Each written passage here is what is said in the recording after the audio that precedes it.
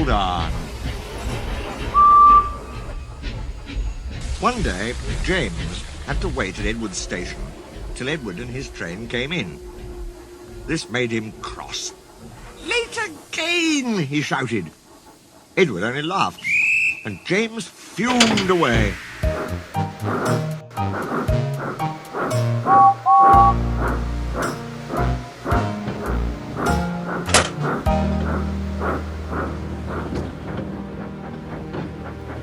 "Edward is impossible," he grumbled to the others.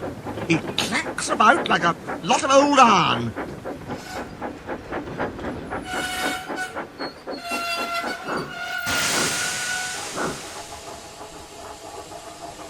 "He is so slow, he makes us wait."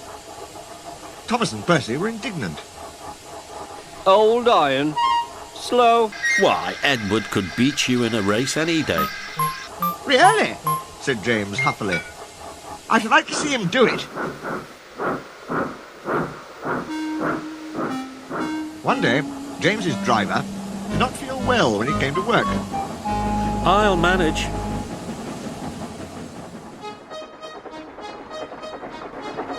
But when they reached the top of Gordon's Hill, he could hardly stand.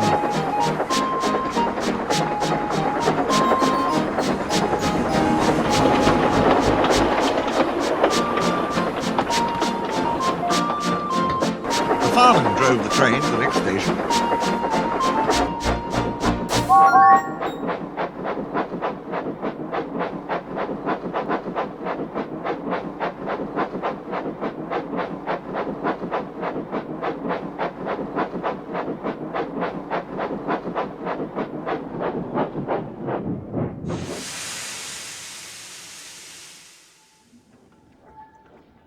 He spoke to the signalman, put the trucks in a siding, and uncoupled James ready for shunting.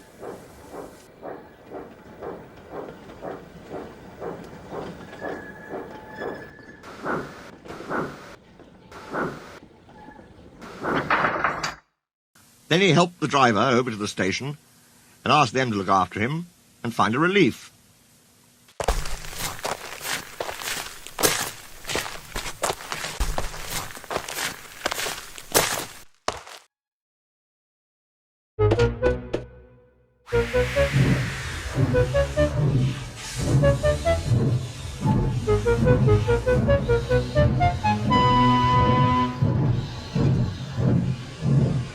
Suddenly the signalman shouted, and the fireman turned round and saw James puffing away. He ran hard, but he couldn't catch James.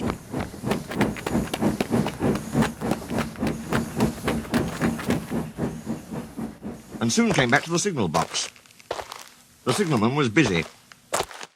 All traffic halted.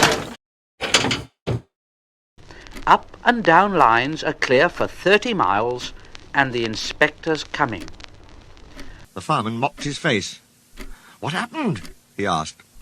Well, I saw it all. Two boys climbed onto James's footplate. I shouted at them, and when James started, they tumbled off and ran like rabbits. "Just let me catch them," said the fireman grimly. "I'll teach them to meddle with my engine." Both men jumped as the telephone rang. Yes? Answered the signalman. Yes? He's here, yes. Right. I'll tell him then. Yes, yes. The inspector's coming at once, in Edward, and he wants a shunter's pole and a coil of wire rope. "What for?" wondered the fireman. Well, search me, but you'd better get them quickly. The fireman was ready and waiting when Edward arrived.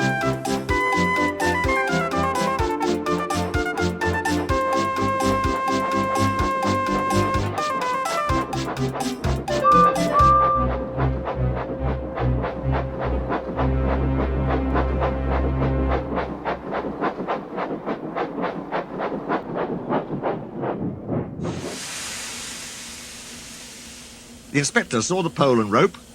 "Good man, jump in."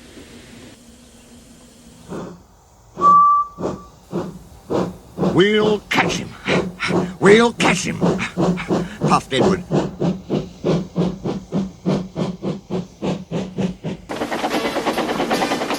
James was laughing as he left the yard. What a lark! What a lark! He chuckled to himself.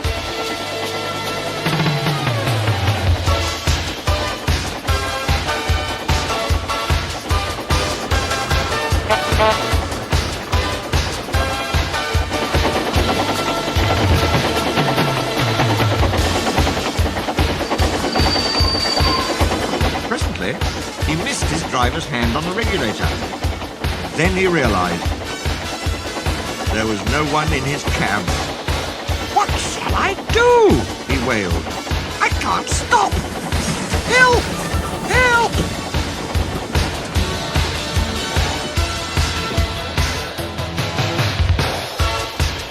We're coming! We're coming! Edward was panting up behind with every ounce of steam he had.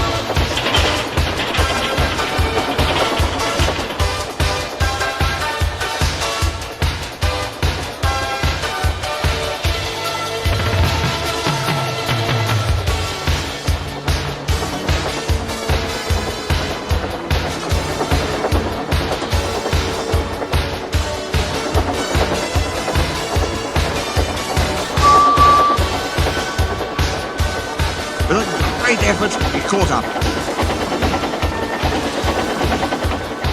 and crept alongside, slowly gaining till his smoke box was level with James' buffer beam. Steady, Edward! The inspector stood on Edward's front, holding a noose of rope in the crook of the shunter's pole. He was trying to slip it over James' buffer. The engine swayed and lurched. He tried again and again. At last, got him! He pulled the noose tight and came back to the cab safely. Gently braking so as not to snap the rope, Edward's driver checked the engine speed and James's fireman scrambled across and took control.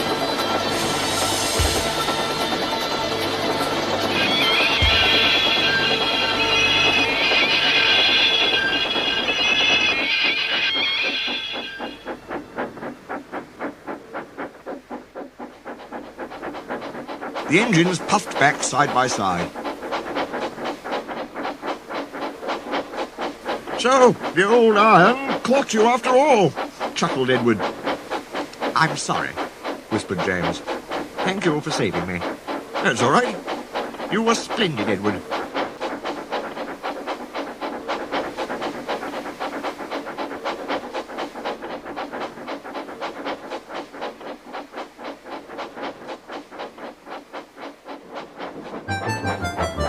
The fat controller was waiting and thanking the men warmly. A fine piece of work. James, you can rest and then take your train. I'm proud of you, Edward. You shall go to the works and have your worn parts mended. Oh, thank you, sir, said Edward happily. It'll be lovely not to clank.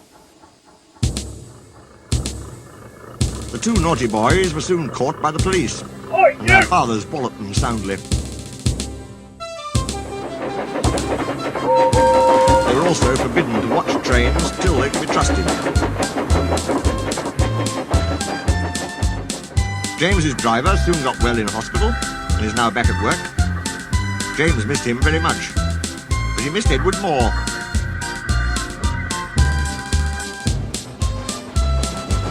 And you'll be glad to know that when Edward came home the other day, James and all the other engines gave him a tremendous welcome.